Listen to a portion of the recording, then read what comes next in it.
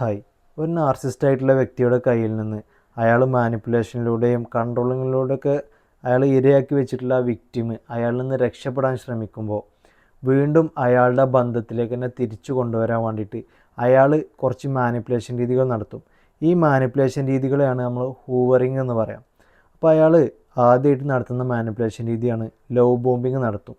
അതായത് എന്തെങ്കിലുമൊക്കെ പ്രശ്നം ഉണ്ടായിട്ട് നമ്മളോട് ഒരുപാട് കാലം മിണ്ടാതെ സൈലൻറ്റ് ട്രീറ്റ്മെൻറ്റ് ഒക്കെ ഇട്ടിരുന്ന ആൾ പെട്ടെന്ന് നമ്മളെ വീട്ടിലേക്ക് വന്ന് സംസാരിക്കുന്നുണ്ടാവും, അല്ലെങ്കിൽ നമ്മളെ ജോലി സ്ഥലത്തിലേക്ക് വന്ന് സംസാരിക്കുന്നുണ്ടാവും. അല്ലെങ്കിൽ അതിനൊന്നും പറ്റാത്തൊരവസ്ഥയാണെന്നുണ്ടെങ്കിൽ അയാളെ സുഹൃത്തുക്കളെ വെച്ചിട്ടോ അതേപോലെ നമ്മളായിട്ട് കണക്ട് ചെയ്യാൻ പറ്റുന്ന ആരോടെങ്കിലും നമ്മളുടെ വിഷമങ്ങൾ അയാളുടെ വിഷമങ്ങളൊക്കെ പറഞ്ഞിട്ട് അയാൾക്ക് നമ്മളെ ഇഷ്ടമാണ്, അയാൾ നമ്മളില്ലാത്തതുകൊണ്ട് വിഷമിച്ചിരിക്കുകയാണെന്നുള്ള രീതിയിലൊക്കെ നമ്മളെ അടുത്തേക്ക് വന്ന് അറിയിക്കാൻ അയാൾ ആരെങ്കിലും ചുമതലപ്പെടുത്തും. ഈ രീതിയിലുള്ള കാര്യങ്ങൾ അയാൾ ചെയ്യും. അതേപോലെ അവർ നമുക്ക് എക്സ്പെൻസീവ് ആയിട്ടുള്ള ഗിഫ്റ്റുകൾ തരും. ഇപ്പോൾ ഐഫോണൊക്കെ പോലെ എക്സ്പെൻസീവ് ആയിട്ടുള്ള ഗിഫ്റ്റുകൾ നമുക്ക് തരും. അതേപോലെ നമ്മൾ ഏതൊക്കെ രീതിയിൽ വേറൊരാളിലേക്ക് അഡിക്റ്റ് ആയിട്ട് പോവോ ആ രീതിയിലുള്ള കാര്യങ്ങളൊക്കെ ചെയ്യും. ഉദാഹരണം പറയുകയാണെന്നുണ്ടെങ്കിൽ സിനിമക്ക് കൊണ്ടുപോകും, ഇതിൻ്റെ ടിക്കറ്റ് എടുത്ത് തരും, ചെറിയ ചെറിയ യാത്രകളൊക്കെ കൊണ്ടുപോകും. ഈ യാത്രകളൊക്കെ ചെയ്യുമ്പോൾ നമ്മൾ നല്ല രീതിയിൽ മറ്റുള്ള ആളുകളോട് പെരുമാറിക്കഴിഞ്ഞാൽ നമുക്ക് പെട്ടെന്ന് അവരെ കയ്യിലെടുക്കാൻ സാധിക്കും അല്ലേ. അപ്പോൾ ഇത്തരത്തിൽ എന്ത് ചെയ്യും, യാത്രകൾ കൊണ്ടുപോകും.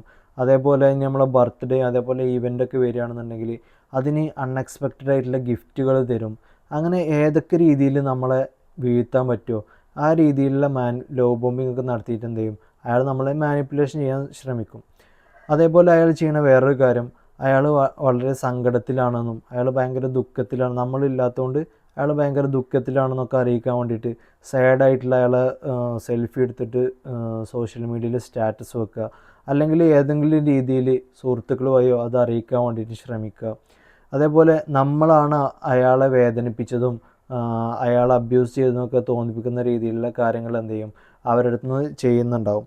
അതേപോലെ ഈ നാർസിസ്റ്റ് ആയിട്ടുള്ള ആളുകൾ അവരുടെ ഏറ്റവും വലിയ വെപ്പണായിട്ട് യൂസ് ചെയ്യുന്ന ഒരു കാര്യം എന്ന് പറയുന്നത് അവർക്ക് അസുഖം ഉണ്ടെന്ന് കാണിക്കും. അതായത് ചിലപ്പോൾ നമുക്ക് നോർമലായിട്ട് വരുന്ന അസുഖമായിരിക്കും, പനി, ജലദോഷം, ഇതേപോലെ അല്ലെങ്കിൽ ചെറിയ ചെറിയ വേദനകൾ, ഇത്രയുള്ള കാര്യങ്ങളൊക്കെ ഉണ്ടാവുള്ളൂ. പക്ഷെ അവർ പറയും എനിക്ക് ഭയങ്കര പനിയാണ്, ഭയങ്കര ജലദോഷമാണ്, അല്ലെങ്കിൽ എൻ്റെ ബാലൻസ് തെറ്റുന്നുണ്ട്, ഭയങ്കര ക്ഷീണമാണ് എന്നൊക്കെ പറഞ്ഞിട്ട് എന്ത് ചെയ്യും, നല്ല രീതിയിൽ ആ ചെറിയ അസുഖത്തെ ചിലപ്പോൾ അവർ മരുന്നൊന്നും കുടിക്കാതെ അത് മാറാതിരിക്കാൻ വേണ്ടിയിട്ട് എന്ത് ചെയ്യും, മരുന്നൊന്നും കുടിക്കാത്തൊരവസ്ഥ ഉണ്ടാവും. അപ്പോൾ അങ്ങനെ ആ അസുഖത്തെ പെരുപ്പിച്ച് കാണിച്ചിട്ട് എന്ത് ചെയ്യും, നമ്മളെ ഉള്ളിലെ എമ്പതിയും സിമ്പതിയൊക്കെ, നമ്മളൊരു മനുഷ്യനായതുകൊണ്ട് തന്നെ ഒരാൾക്ക് അസുഖം, അതും നമ്മൾ ആദ്യം സ്നേഹിച്ചിരുന്ന ആൾക്ക് അസുഖമാണ് കാര്യങ്ങളൊക്കെ ആണെന്ന് നമ്മൾക്കറിയുമ്പോൾ നമ്മുടെ ഉള്ളിലൊരു എമ്പതിയും സിമ്പതിയൊക്കെ വരും അല്ലേ. ഏകദേശം ഒരു 90% ആളുകളുടെ ഉള്ളിലും വരും. അപ്പോൾ അങ്ങനെ വന്നിട്ട് എന്ത് ചെയ്യും, നമ്മളവരെ കെയർ ചെയ്യാനും ഇതിനൊക്കെ നമുക്ക് നമ്മളെന്ത് ചെയ്യും, വീണ്ടും അവരിലേക്ക് തന്നെ പോകും. അപ്പോൾ അത്തരത്തിൽ മാനിപ്പുലേറ്റ് ചെയ്യാൻ വേണ്ടിയിട്ട് അവർ ശ്രമിക്കും എന്നുള്ളതാണ്. അതേപോലെ പിന്നെ അവർ ചെയ്യുന്ന കാര്യം എന്ന് പറയുന്നത്, നമുക്ക് കുട്ടികളുണ്ടെങ്കിൽ കുട്ടികളെ വെച്ചിട്ട് അല്ലെങ്കിൽ നമ്മളെ വേണ്ടപ്പെട്ടവരെ വെച്ചിട്ട് എന്ത് ചെയ്യും, അവർ ആ കുട്ടികൾക്കോ വേണ്ടപ്പെട്ടവർക്കോ നല്ല രീതിയിൽ സ്നേഹവും കെയറിങ് ഒക്കെ കൊടുത്തിട്ട് അവരെ കയ്യിലെടുക്കും. എന്നിട്ട് ആ കുട്ടികളെ കൊണ്ട് അല്ലെങ്കിൽ വേണ്ടപ്പെട്ടവരെ കൊണ്ട് നമ്മളോട് പറയിപ്പിക്കും, ഇയാൾക്ക് എന്നെ ഭയങ്കര ഇഷ്ടമാണ്, എനിക്ക് അയാളും ഭയങ്കര ഇഷ്ടമാണ്, ഭയങ്കര കെയറിങ് ആണ്, ഭയങ്കര സ്നേഹമാണ്, എന്നെ നല്ല സപ്പോർട്ടിങ് ആണ് എന്നൊക്കെ പറഞ്ഞിട്ട് അയാളെക്കുറിച്ച് നല്ല കാര്യങ്ങൾ ഈ കുട്ടികളെ കൊണ്ട് നമ്മളെടുത്ത് അല്ലെങ്കിൽ വേണ്ടപ്പെട്ടവരെ കൊണ്ട് നമ്മളെടുത്ത് വന്നിട്ട് പറയിപ്പിക്കുന്ന രീതിയിൽ നമ്മൾ ചുറ്റുമുള്ള ആളുകളെ ഇയാൾ കയ്യിലെടുത്തിട്ട് മാനിപ്പുലേഷൻ ചെയ്യാൻ വേണ്ടിയിട്ട് ശ്രമിക്കും എന്നുള്ളതാണ്. അതേപോലെ പിന്നെ അവർ ചെയ്യണത്, അവർ നല്ല രീതിയിൽ ഡ്രാമ കളിക്കും. അതായത് ഈ നമ്മളെ വേദനിപ്പിച്ചിട്ടും സങ്കടപ്പെടുത്തിയിട്ടൊക്കെ നമ്മളെ അടുത്ത് നിന്ന് മാറി നിന്ന ആൾ നമ്മൾ അയാളിൽ നിന്ന് മാറി നിന്നപ്പോൾ വീണ്ടും അയാൾ നമ്മളിലേക്ക് തിരിച്ചു വരുമ്പോൾ നമ്മൾ ചോദ്യങ്ങൾ ചോദിക്കും, നിങ്ങൾ എന്തുകൊണ്ട് അങ്ങനെ ചെയ്തു, എന്തിനാണ് അങ്ങനെ ചെയ്തത്, എന്തിനാണ് എന്നെ വേദനിപ്പിക്കുന്ന രീതിയിലുള്ള കാര്യങ്ങൾ നിങ്ങൾ ചെയ്തതെന്നൊക്കെ നമ്മൾ അയാളെ ചോദ്യം ചെയ്യും.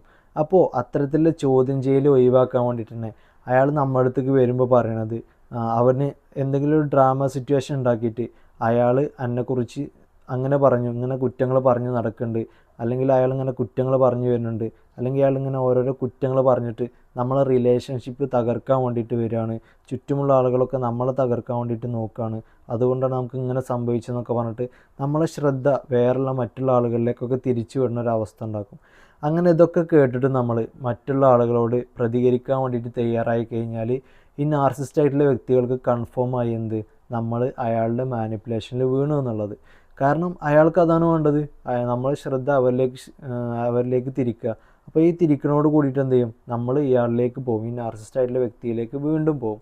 അങ്ങനെ ഇത്തരത്തിൽ നമ്മളെ മാനിപ്പുലേറ്റ് ചെയ്ത് നിർത്താൻ ഇവർ ശ്രമിക്കുന്നുള്ളതാണ്.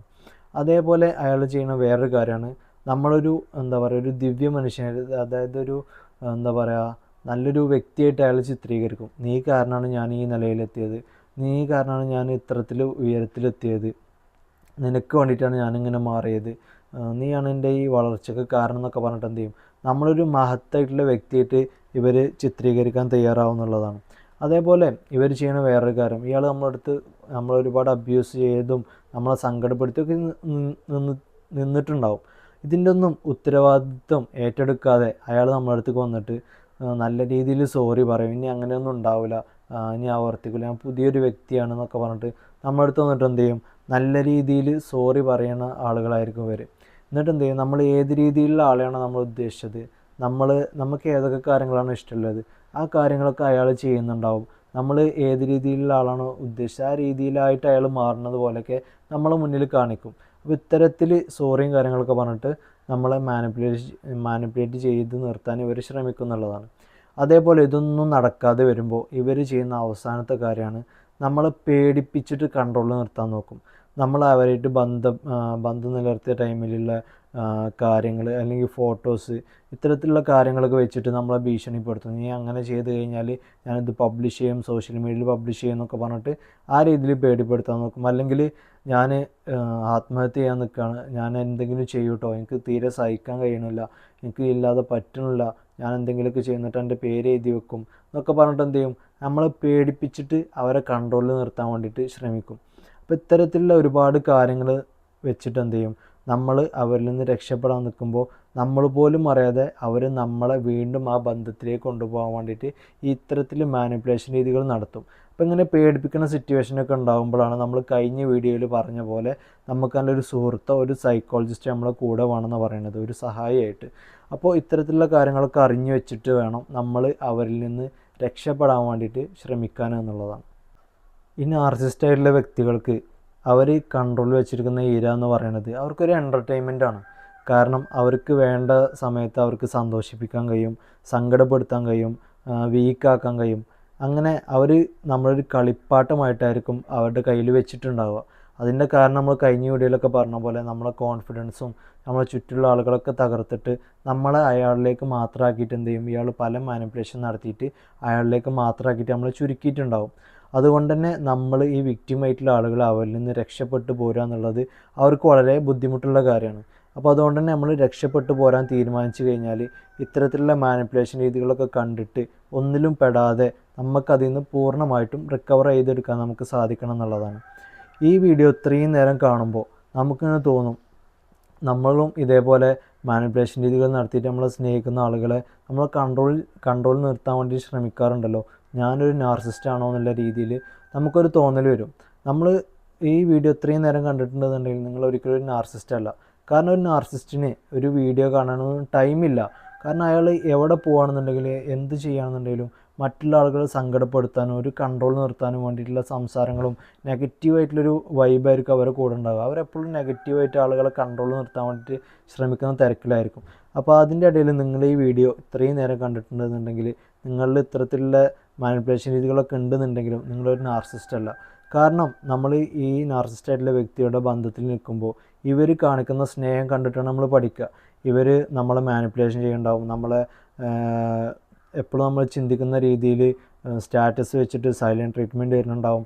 അങ്ങനെ നമ്മൾ പറഞ്ഞ പോലെ ഒരുപാട് നമ്മൾ ഗിഫ്റ്റുകൾ തന്നിട്ട് കൺട്രോൾ ചെയ്യാൻ ശ്രമിക്കുന്നുണ്ടാവും, അല്ലെങ്കിൽ നമ്മളെ സുഹൃത്തുക്കളുമായി കൺട്രോൾ ചെയ്യാൻ ശ്രമിക്കുന്നുണ്ടാവും. ഇങ്ങനെയുള്ള മാനിപ്പുലേഷനൊക്കെ കണ്ടിട്ട് ഈ സ്നേഹം കണ്ട് നമ്മൾ വളരുന്ന നമ്മൾ സ്നേഹിക്കുന്ന വേറെയുള്ള ആളുകളോട് ഇത്തരത്തിൽ സൈലൻറ്റ് ട്രീറ്റ്മെൻറ്റ് നടത്തിയിട്ടും ഇത്തരത്തിൽ മാനിപ്പുലേഷനൊക്കെ നടത്തിയിട്ട് നല്ല രീതിയിൽ കമ്മ്യൂണിക്കേഷനൊന്നും വെക്കാതെ എപ്പോഴും അവർ നമ്മളെക്കുറിച്ച് ചിന്തിക്കുന്ന രീതിയിൽ നമ്മളവരെ മാനിപ്പുലേറ്റ് ചെയ്ത് നിർത്താൻ ശ്രമിക്കാറുണ്ട്. അപ്പോൾ ഇതൊക്കെ ഈ നാർസിസ്റ്റായിട്ടുള്ള വ്യക്തിയിൽ നിന്ന് നമ്മളിലേക്ക് പകർന്നതാണെന്ന് മനസ്സിലായിട്ട് നമ്മൾ സ്നേഹിക്കുന്ന വ്യക്തികളോട് എപ്പോഴും നല്ലൊരു ബന്ധം കീപ്പ് ചെയ്യാൻ വേണ്ടി ശ്രമിക്കുക. മാനിപ്പുലേഷനിലൂടെ ഒന്നല്ല, ഹൃദയം തുറന്നിട്ട് എന്ത് ചെയ്യുക, നമ്മൾ സ്നേഹിക്കാൻ വേണ്ടിയിട്ട് തയ്യാറാണ്, നല്ല കമ്മ്യൂണിക്കേഷൻ വെക്കുക, എന്ത് പ്രശ്നം ഉണ്ടെങ്കിലും ഉടനെ പരിഹരിച്ചിട്ട് നല്ല രീതിയിൽ ബന്ധങ്ങൾ കൊണ്ടുപോകാൻ ശ്രമിക്കുക.